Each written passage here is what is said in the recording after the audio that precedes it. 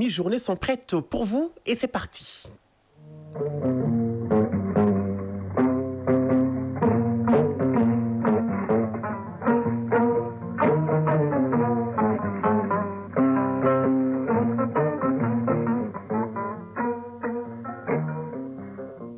Le journal, Moussa Papa Aïdara.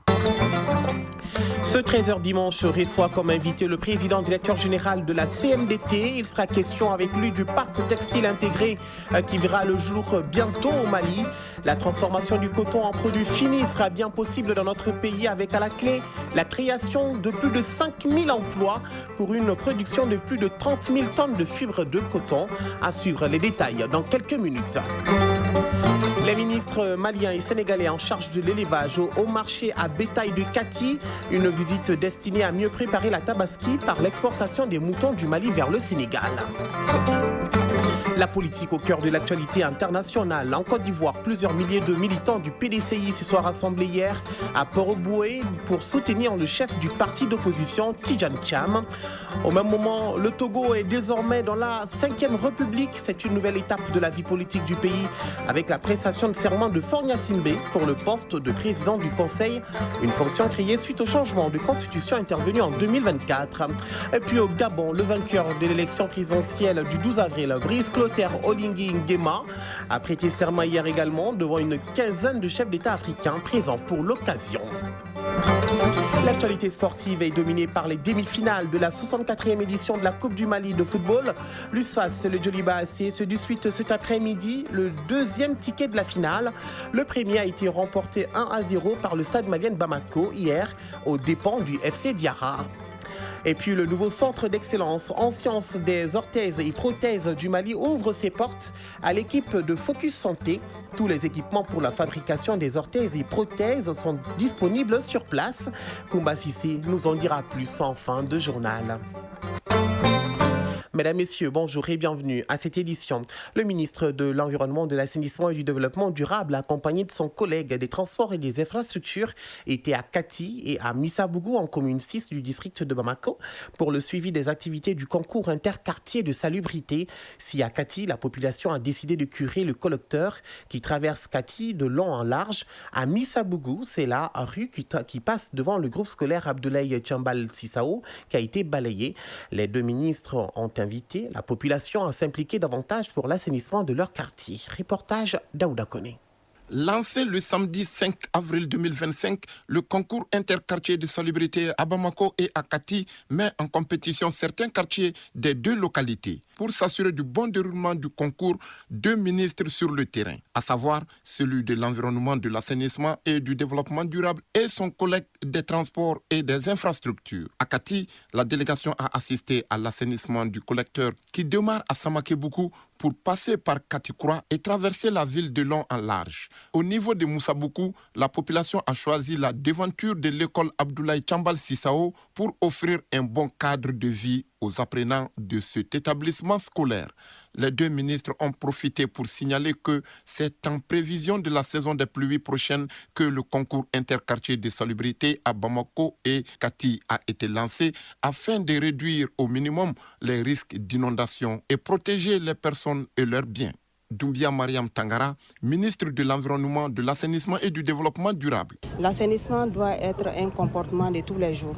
Tout le monde doit s'y impliquer aussi parce que les questions d'assainissement, ça concerne toutes les communautés, l'ensemble de la population.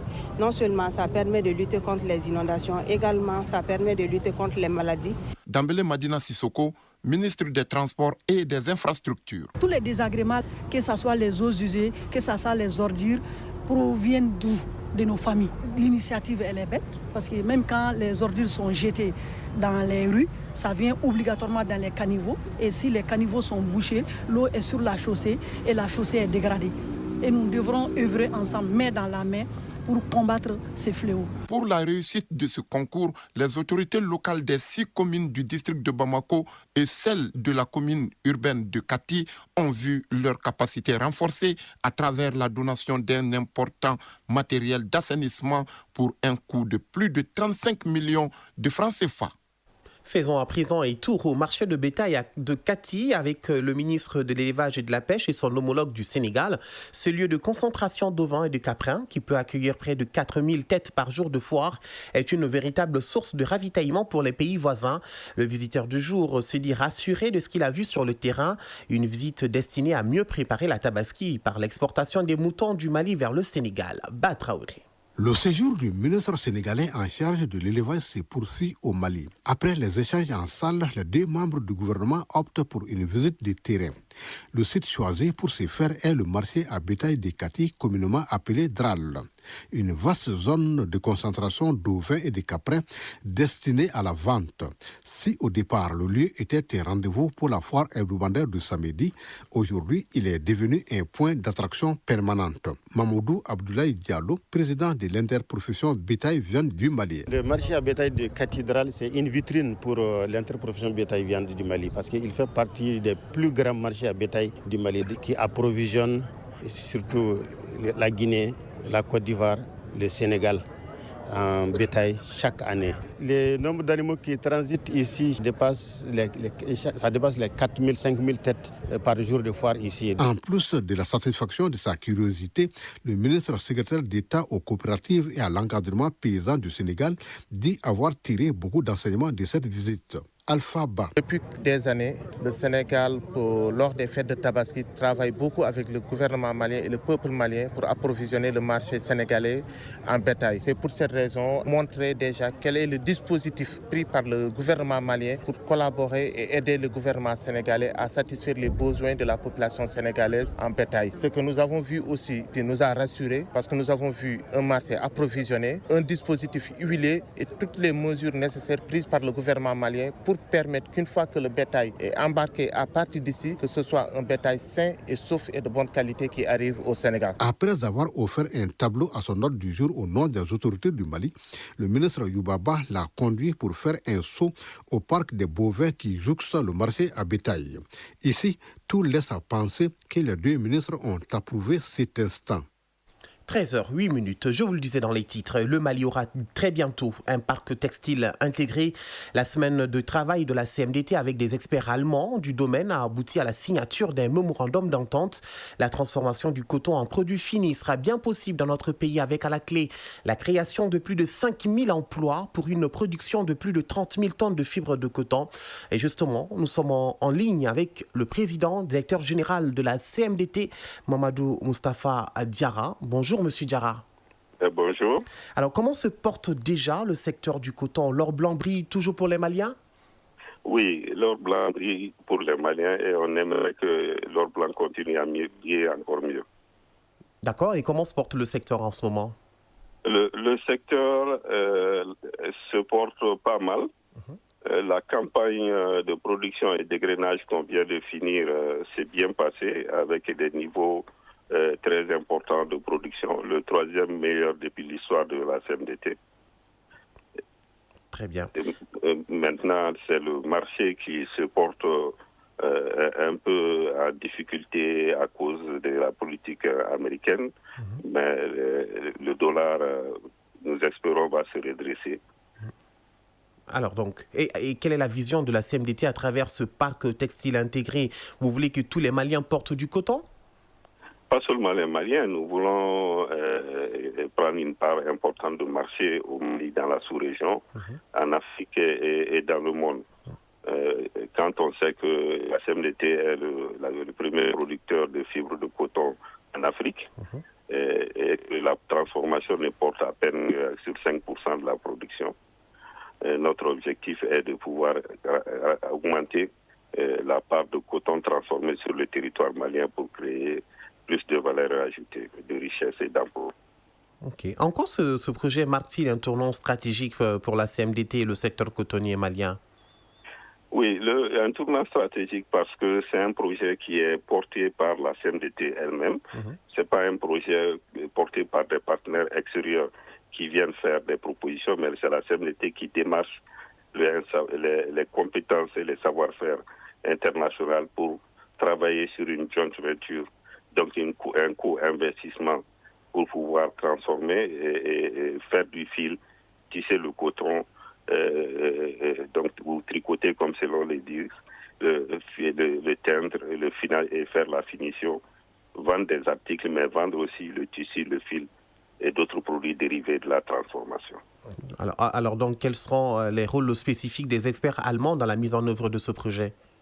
Ces experts allemands sont des acteurs qui ont été identifiés en partenariat avec l'ambassadeur du Mali en Allemagne, qui a une mission économique importante. Et nous savons que l'Allemagne est un acteur important de l'industrie textile, à savoir la fabrication d'équipements de qualité, mais aussi la fabrication de fils et de tissus de qualité. Donc, de telle sorte que nous travaillons avec 3 bureaux allemands qui sont membres de la Chambre de commerce et d'industrie allemande et l'Association des professionnels du textile en Allemagne pour pouvoir nous accompagner dans l'élaboration du plan d'affaires dans le cadre de ce projet, mais aussi la mobilisation des investisseurs pour pouvoir co-investir au Mali dans la transformation dans ce projet-là qui nous tient à cœur. Vous étiez en train de les citer à l'instant. Alors, quel type de produits textiles seront fabriqués dans ce parc intégré? Ces produits textiles, il y a le fil de qualité. Deux, on a des objectifs sur le wax, le support du wax. Donc, on a des objectifs sur le bazin, on a des objectifs sur le jeans, on a les objectifs sur le support wax peut faire des traits militaires aussi, et on a des objectifs sur le fancy. Donc, là, c'est un ensemble de ces différents types de fils qui passent par des technologies de tissage pour avoir ces différents tissus et la finition peut aboutir à avoir du tissu équivalent au woodin, équivalent au wax, équivalent au trait militaire, équivalent au kaki ou équivalent au jeans. Donc ce sont ça qu'on a dans l'objectif, mais les études de marché seront réalisées pour voir quelles sont les parts qu'on va positionner stratégiquement dans le montage du parc industriel. Et certainement ces tissus que les Maliens pourront retrouver sur le marché moins cher, non? Oui, et c'est ce qu'on espère, pour qu'on ait ces produits à prix abordable sur le Mali, et sur le marché malien, mais aussi sur le marché africain et à l'international. Aussi, sans oublier tout ce qui est les tricots, les dessous, donc en coton, qui sont des tissus, des habits nobles, sont dans les objectifs. Mais les études détaillées qu'on va aborder dans la deuxième phase du mémorandum, donc qui va faire l'objet d'une deuxième convention, va nous dire le modèle économique le plus approprié et le plan d'affaires qui est assez porteur. Et on aura ce parc textile quand exactement? En fait, nous avons un objectif pour voir commencer l'opérationnalisation de ce parc dans 3 ans. Après la mission allemande, nous allons sortir un avant-projet sommaire, donc qui va faire l'objet de forums d'investissement en Allemagne, porté par le CMDT, pour susciter l'intérêt des différents acteurs. Et à partir de là, avec ces acteurs intéressés, nous allons co-investir dans les études détaillées. Vous savez, dans ce cadre de domaine, l'investissement dans l'étude détaillée est un peu important.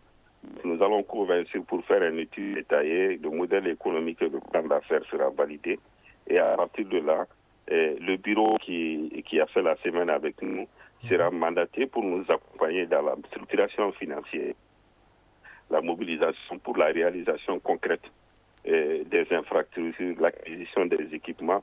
Et par ailleurs, on anticipera sur la formation professionnelle et qualifiante des professionnels pour pouvoir exploiter le complexe industriel. Surtout que vous parlez de la création de plus de 5000 emplois.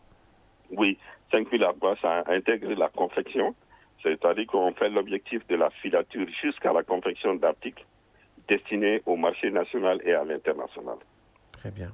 Des formations sont prévues, la création d'emplois. Est-ce qu'il faut retenir exactement à travers ce parc intégré, monsieur le PDG? Qu'est-ce qu'il faut retenir?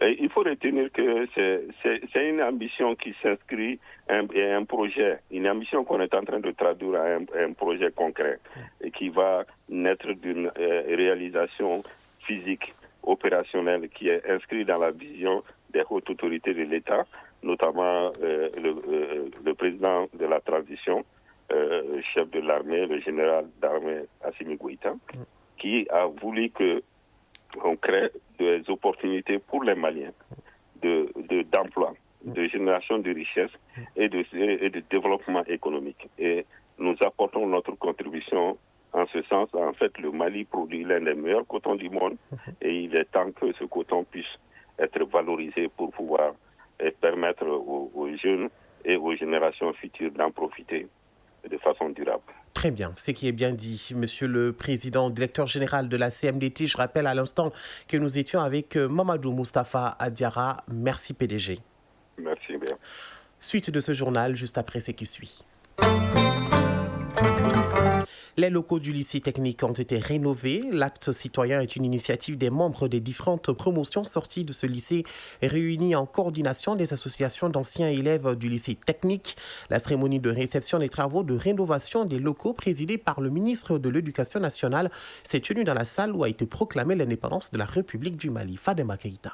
La coordination des associations d'anciens élèves du lycée technique décide d'offrir aux professeurs et apprenants un cadre confortable d'études. Après constat, la coordination s'est lancée dans les travaux de rénovation des locaux de leur ancien lycée. Simon Diakité, président de la coordination des associations d'anciens élèves du lycée technique. Nous nous sommes attaqués d'abord à l'assainissement. C'est à la fin de ce premier volet d'assainissement que nous avons eu bailleur pour les autres travaux. Les travaux de vitrerie, des travaux d'électricité, des travaux de plomberie, des travaux de menuiserie métallique, et des travaux de pavage et enfin la peinture complète. Ils sont nombreux, hauts cadres et anciens ministres, élèves, à prendre part à cette réception des travaux de rénovation des locaux de ce lycée. Amadou Sissabane, ministre de l'Éducation nationale. C'est un exemple à suivre. Chacun de ces anciens a fait individuellement ce qu'il pouvait faire. Il faut prendre soin de ce qui a été mis à la disposition des élèves, des administrateurs et des enseignants. Les élèves, à travers des slams, s'engagent à emboîter les pas de leurs aînés. Pour l'acte citoyen posé, des tableaux de reconnaissance ont été remis à chaque représentant des différentes promotions et aux partenaires engagés pour la réussite de cette initiative. Actualité hors de nos frontières à présent, nous sommes en Côte d'Ivoire. Plusieurs milliers de militants du PDCI se sont rassemblés hier à Port-au-Boué, dans le sud d'Abidjan, pour soutenir le chef du parti d'opposition, Tidjane Thiam. La mobilisation intervient alors que la justice ivoirienne a ordonné le 22 avril la radiation de la liste électorale du candidat PDCI à la présidentielle du 25 octobre, estimant que l'ex-ministre du Plan avait perdu sa nationalité ivoirienne. À moins de 6 mois du scrutin, le vieux parti n'envisage pas de plan B. En République démocratique du Congo, après la requête introduite cette semaine devant le Sénat pour demander la levée de l'immunité de l'ancien président accusé de collusion et de complicité avec l'AFC M23 qui contrôle une partie de l'Est de la République démocratique du Congo, le Front commun pour le Congo, la plateforme de Joseph Kabila, a publié bien sûr une déclaration dans laquelle ils évoquent une tentative de violation de la Constitution. Dans cette déclaration, le Front commun et également la coalition de Joseph Kabila estime que l'ancien président ne peut pas être livré à la justice par le Sénat, objectif pourtant visé par la requête introduite en milieu de semaine devant cette assemblée par les autorités.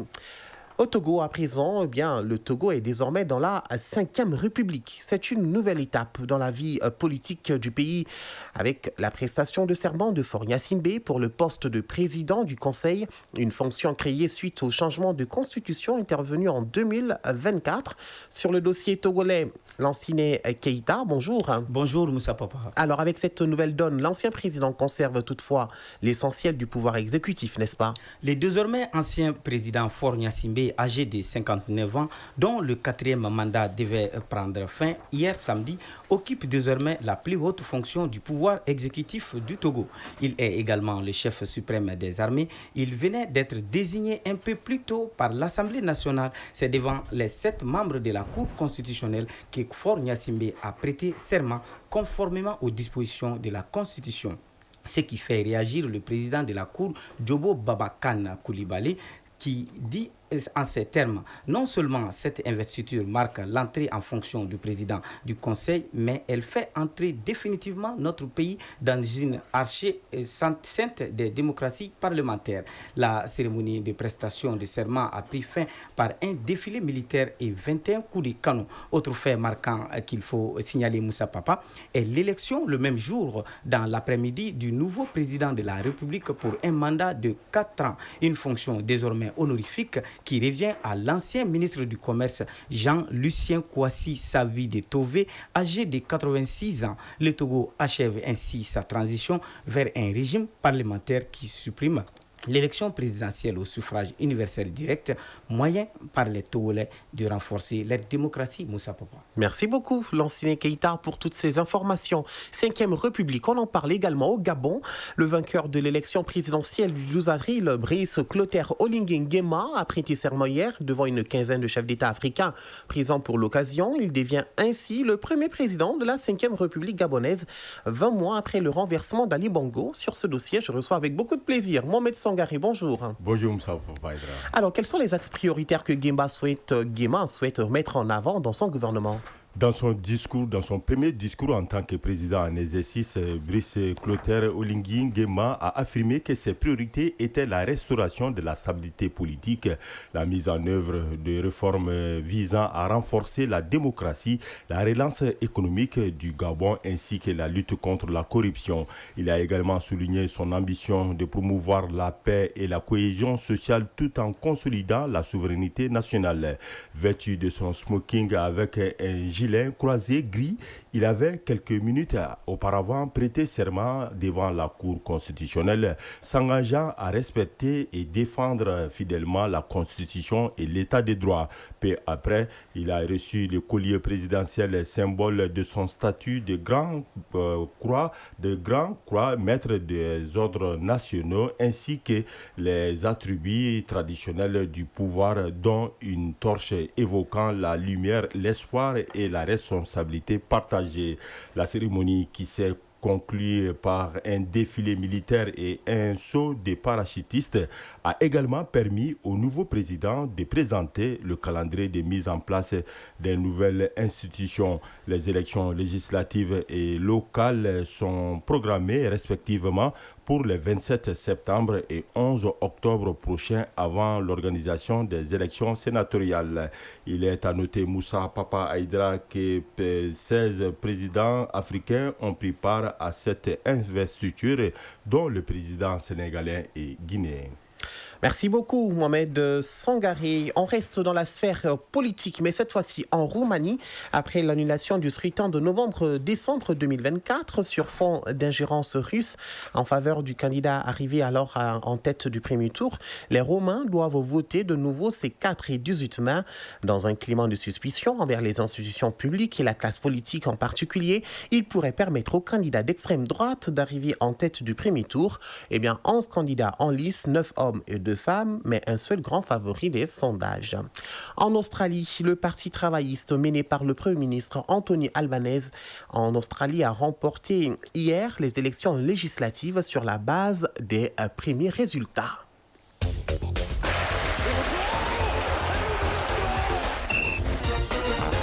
Du sport à présent, la 20e édition du Tour cycliste international du Bénin s'est achevée hier. Le Mali a terminé 6e au classement général par équipe. En football, l'édition 2025 de la CAN des moins de 20 ans garçons se poursuit en Égypte. Au plan local, l'actualité sportive est dominée par les demi-finales de la 64e édition de la Coupe du Mali de football. L'USFAS et le Djoliba AC se disputent cet après-midi le deuxième ticket de la finale.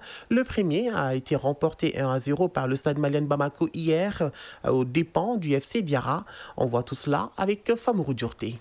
La seconde demi-finale de la 64e édition de la Coupe du Mali de football oppose ce dimanche l'USFAS au Djoliba AC. Ce sera à 17h au stade Mamadou Konaté. Une affiche plus équilibrée que la première sur le papier puisqu'elle met aux prises le deuxième et le troisième du championnat national Ligue 1 professionnel. Cette demi-finale de Dame Coupe oppose deux clubs au palmarès différents. D'un côté, le Djoliba AC, deuxième club le plus titré avec 20 trophées, et de l'autre, l'USFAS qui vise seulement sa 4e finale après celle de 1993, défaite contre le Djoliba AC 4-0, 1995, défaite contre le Stade Malien de Bamako 1-0 et 2016, défaite contre le 11 créateur 7-6 au tir au but après un score de 0-0. Les Blancs de Bamako se sont défaits difficilement 1-0 du FC Diarra ce samedi à l'occasion de la première demi-finale. L'unique but de la partie a été inscrit par Mokhtar Cissé, 10 soldats, dans l'ultime minute de la partie. Tenant du titre, le Stade Malien de Bamako défendra donc son trône jusqu'au bout. Sur le continent, CAN des moins de 20 ans 2025, l'Égypte, pays hôte de cette édition, n'est pas parvenu à se relancer. Battu lourdement par la Sierra Leone 4-1 lors de la deuxième journée, les jeunes pharaons devaient impérativement s'imposer face à la Zambie pour espérer se replacer dans la course à la qualification. Malgré une nette domination, les joueurs égyptiens ont été tenus en échec à 0-0 ce samedi lors de la troisième journée du groupe A. Dans l'autre rencontre du groupe, la Sierra Leone a battu la Tanzanie 1-0. Grâce à cette victoire, la Sierra Leone occupe seule la tête du groupe A avec 7 points. La Tanzanie occupe la dernière place du groupe avec 0 points en 2 matchs. Tout reste donc à jouer dans ce groupe,